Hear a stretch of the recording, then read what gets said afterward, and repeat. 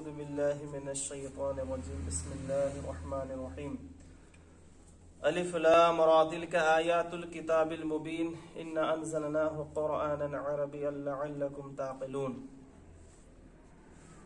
سورہ یوسف پارہ نمبر 12 میں اللہ تبارک و تعالیٰ نے ارشاد فرمایا کہ ہم نے قرآن کو عربی زبان میں نازل کیا لعلکم تاکہ تم سمجھو، یعنی اللہ تبارک و تعالیٰ یہ کہہ رہا ہے کہ قرآن عربی زبان میں اس لیے نازل کیا تاکہ لوگ اس کو سمجھے اور سمجھ پائے اور سمجھنے میں آسانی ہو۔ اور اس بات کا ذکر اللہ تبارک و تعالیٰ نے مزید قرآن پاک کے کئی مقامات میں ارشاد فرمایا کہ قرآن پڑھنے والوں کے لیے آسان ہے، سمجھنے والوں کے لیے آسان ہے۔ جب یہ بات اللہ تعالیٰ کہہ رہا ہے تو پھر ہمیں اس میں جو ہے اپنی عقل دوڑانے کی ضرورت نہیں کہ عربی زبان بہت ہارڈ زبان ہے، بڑی زبان ہے، نہیں سمجھ سکتے، نہیں سمجھا سکتے ہیں۔ جب اللہ نے کہا کہ آسان ہے تو بس مان لینا ہے، کیونکہ جو سمجھنا چاہتا ہے اور جو پڑھنا چاہتا ہے اللہ تعالیٰ اس کے لیے قرآن کو اور اس زبان کو آسان بنا دیتا ہے۔ قرآن کریم فرقان حمید اللہ کی آخری کتاب ہے، یعنی آسمانی کتابوں میں آخری کتاب ہے جو ہمارے نبی، آپ کے نبی صلی اللہ علیہ وسلم پر نازل فرمایا۔ اس قرآن کی بے شمار خوبیاں ہیں، کمالات ہیں اور فضائل و برکات ہیں، اور اس قرآن کی حفاظت کی ذمہ داری خود اللہ تبارک و تعالیٰ نے لیا ہے۔ قرآن کی حفاظت نہ آپ ہم کر سکتے ہیں اور نہ کوئی کر سکتا ہے، بلکہ یہ ذمہ داری خود رب تبارک و تعالیٰ نے لے لیا کہ قرآن کی حفاظت میرے ذمہ ہے۔ تو اب کوئی کتنی بھی کوششیں کر لیں، سازشیں رچ لیں، کوئی کتنی بھی جو ہے داؤ پیچ کر لے، کوئی قرآن کو مٹا سکتا ہے نہ رد و بدل کر سکتا ہے۔ یہ کوشش نبی پاک صلی اللہ علیہ وسلم کے دور سے چلی آ رہی ہے، قرآن کو بدلنے کی، قرآن میں ترمیم کرنے کی، قرآن میں حذف و اضافہ کی، قرآن میں جو ہے انقلاب کے نام پہ، لیکن آج تک قرآن کا کوئی ایک نقطہ بھی نہیں بدل پایا اور نہ بدلنا ممکن ہے۔ وہ اس لیے کہ قرآن اللہ کی حفاظت میں ہے، قرآن کی حفاظت کی ذمہ داری اللہ تبارک و تعالیٰ کی ہے، اور جو قرآن سے وابستہ رہے گا اللہ تعالیٰ اسے بھی زندگی عطا فرمائے گا، اس کی بھی حفاظت فرمائے گا۔ آج قوم مسلم اگر زندہ ہے تو قرآن کی وجہ سے، نہ قرآن ہماری وجہ سے، کیونکہ قرآن باقی رہنے والا ہے اور قرآن نہیں بدلنے والا ہے، اور جو قرآن سے وابستہ رہے گا تو اللہ تعالیٰ اسے بھی اپنے حفظ و امان میں رکھے گا، اور جو قرآن سے دور ہوگا وہ اللہ کی رحمت و برکتوں سے بھی دور ہوتا چلا جائے گا۔ تو قرآن کریم فرقان مجید مسلمانوں کے لیے رہبر ہے، رہنما ہے، ہدایت ہے، باعث خیر و برکت ہے، باعث نجات ہے۔ ہمیں قرآن سے دور نہیں ہونا چاہیے، مگر آج کا یہ بہت بڑا المیہ ہے کہ زیادہ تر ہمارے مسلم بھائی اور مسلم بہنیں قرآن پڑھنا نہیں جانتے یا نہیں سمجھتے۔ پڑھنا تو دور، سمجھنا تو بہت دور کی بات، پڑھنا تک بھی نہیں جانتے۔ جب ہم اپنے اپنے علاقوں، محلوں اور قصبوں کا جائزہ لیتے ہیں، اپنے گرد و نواح کا جائزہ لیتے ہیں، تو ہمیں یہ نظر آیا اور یہ سمجھ میں آیا کہ اکثر لوگ، کثیر لوگ، زیادہ تر لوگ قرآن پڑھنا نہیں جانتے ہیں، جبکہ آئے دن ہم مساجد میں یا درگاہوں میں اور الگ الگ جگہوں میں دیکھتے ہیں کوئی مدارس کے لیے چندہ کر رہا ہے، کوئی جو ہے مسجدوں کے لیے چندہ کر رہا ہے، کوئی اور دینی کام کے لیے چندہ کر رہا ہے، اور سب کا مقصد یہی ہے کہ تعلیم قرآن عام ہو جائے، ارشادات الہی عام ہو جائے۔ اس کے باوجود ہم قرآن تعلیمات کو کما حق کو فروغ نہیں دے پائے۔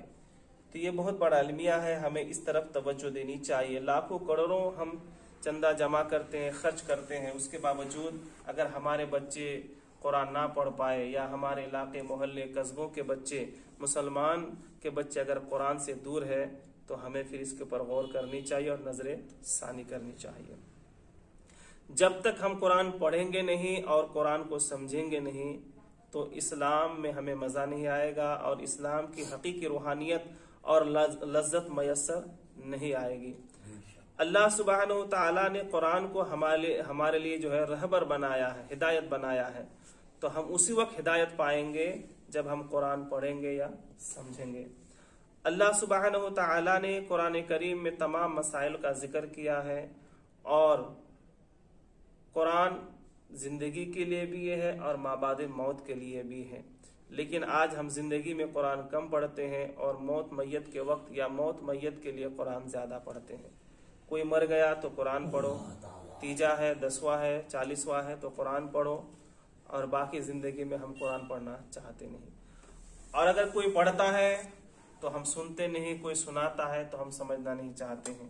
بہرحال ہم قرآن سے بہت دور ہیں، اور یہی نتیجہ، انہی باتوں کا نتیجہ ہے کہ آج ہم پریشانی کے عالم میں ہیں۔ لوگ کہتے ہیں ہمارے گھر میں پریشانیاں ہیں، آفتیں ہیں، اولاد بگڑ گئی ہے، جو ہے اولاد نافرمان ہو گئی ہے، یہ ہے وہ ہے۔ سچ بات یہ ہے کہ یہ سب قرآن سے دوری کا نتیجہ ہے۔ ہمارے بچے جب قرآن پڑھیں گے نہیں اور قرآن سمجھیں گے نہیں تو وہ ماں باپ کی قدر و قیمت کیا سمجھیں گے؟ وہ اسلام اور اسلام کی روحانیت کو کیا سمجھیں گے؟ اگر ہم گھر میں قرآن پڑھیں گے نہیں تو گھر میں خیر و برکت آئے گی کیسے؟ گھر میں بلائی نہیں آئے گی تو اور کیا آئے گی؟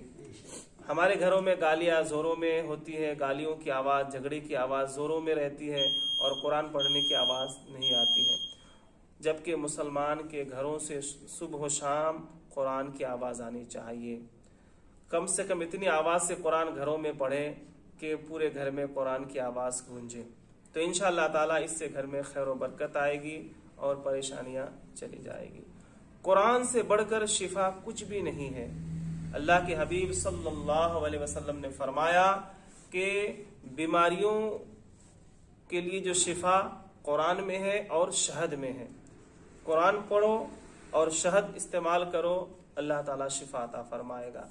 تو ہم تو قرآن پڑھتے نہیں، پھر ہم شفا تلاش کرتے ہیں اور بیماریوں سے نجات کا راستہ ہم ڈھونڈتے ہیں، جبکہ بیماریوں سے نجات کا راستہ اللہ نے قرآن میں رکھا ہے۔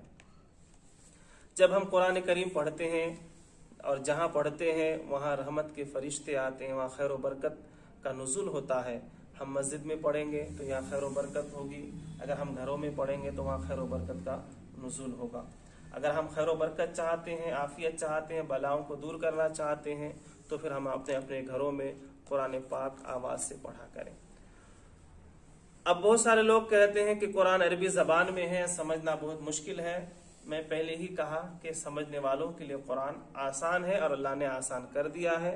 اگر کوئی قرآن سمجھنا چاہتا ہے تو اللہ تعالیٰ اس کے لیے قرآن کو آسان کر دیتا ہے اور ذہن کو کشادہ کر دیتا ہے اور دل میں ایسا نور پیدا کرتا ہے کہ قرآن کو وہ سمجھنے لگتا ہے۔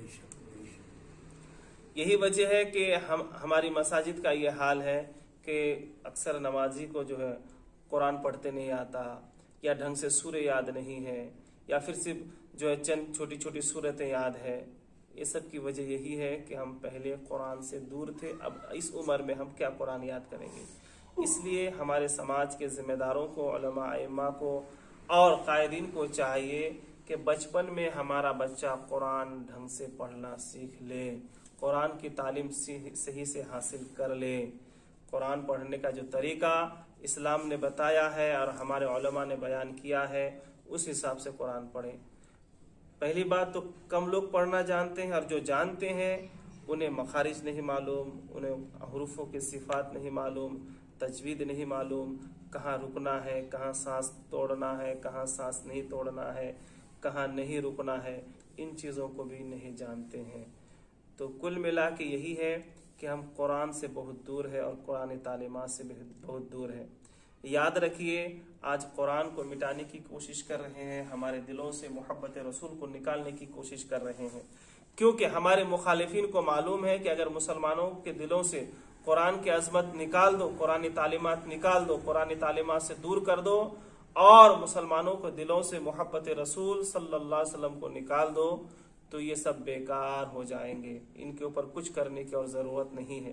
اور یہی کوشش ہو رہی ہے کہ ہمارے دلوں سے محبت رسول کو نکالنے کی کوشش ہو رہی ہے اور قرآن تعلیمات کے اوپر پابندی کی کوشش ہو رہی ہے، لیکن ہم किसी भी हाल में अपने दुश्मनों को मद्दे मुकाबिल को इस बात पर कामयाब होने नहीं देंगे, और न कभी कामयाब हुए हैं और न कभी कामयाब होंगे, क्योंकि कुरान अल्लाह की किताब है और इसकी हिफाजत की जिम्मेदारी रब तबारक व तआला की है।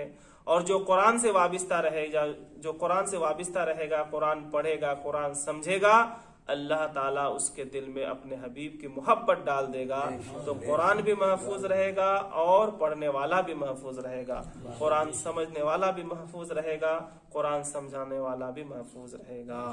तो हम अगर अपनी हिफाजत चाहते हैं, कामयाबी चाहते हैं, सुरखरुई चाहते हैं, तो ज़रूरी है कि हम कुरान से वाबिस्ता रहें, कुरान पढ़ते रहें, पढ़ाते रहें, समझते रहें, समझाते रहें।